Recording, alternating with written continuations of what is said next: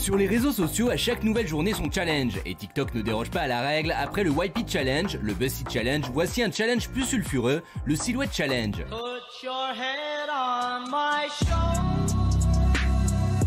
Le principe, un défi qui permet aux filles de se dénuder et de montrer leurs courbes en créant des visuels de silhouettes grâce à des filtres TikTok. Une façon de créer des vidéos érotiques sans jamais se faire censurer par les algorithmes.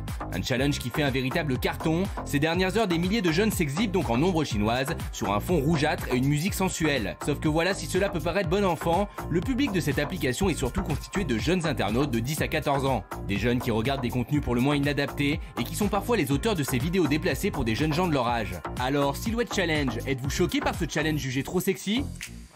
Allez, je voudrais avoir 2-3 personnes qui sont choquées. Juste... Alors moi, j'adore. Hein. Alors moi, je trouve ça hyper sexy, c'est vachement bien. Et je vais essayer de le faire. Moi, je suis très voyeur. Un vieux pervers. Donc j'adore ça. T'as pas TikTok en plus.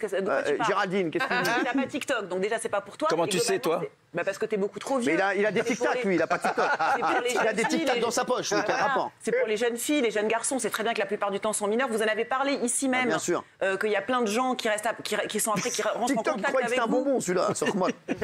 Et qui ont des avis, enfin, qui ont plutôt des idées mal placées. Donc franchement, moi, je trouve que ça fait super peur. Pourquoi une idée mal placée? Mais non, s'il vous plaît, on va demander à celle qui passe le plus de temps sur les réseaux sociaux de nous tous, c'est Kelly, quand même. Voilà, et étant donné que je passe beaucoup de temps sur les réseaux sociaux, quand un jeune il veut se foutre à poil, il se fout à poil. Donc moi je préfère qu'il se mette à poil dans l'ombre comme ça et qu'on le devine, plutôt qu'on le voit à poil, son corps. Et c'est, tu te tapes la tête, mais oui je préfère. C'est de pire en pire, mais tu te rends compte que ce soit de pire en pire ou pas, je préfère les voir en ombre. Je préfère les voir en ombre plutôt qu'en réel. Parce que malheureusement, ceux qui veulent se montrer, tôt ou tard, ils se montreront en réel. Mais et en réel, on en voit énormément. Je vais répondre.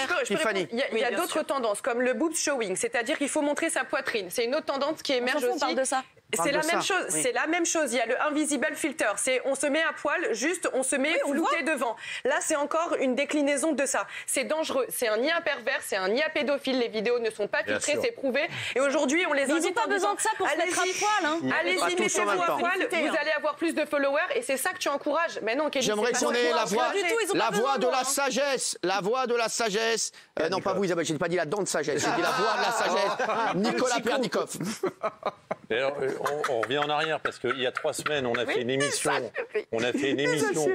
Je vais faire la même chose. Hein. On a fait une émission il y a 3 semaines, entre autres sur TikTok. Vous avez vu que le lendemain, le contrôle parental TikTok s'est exprimé après cette émission et a annoncé qu'il renforçait le contrôle parental.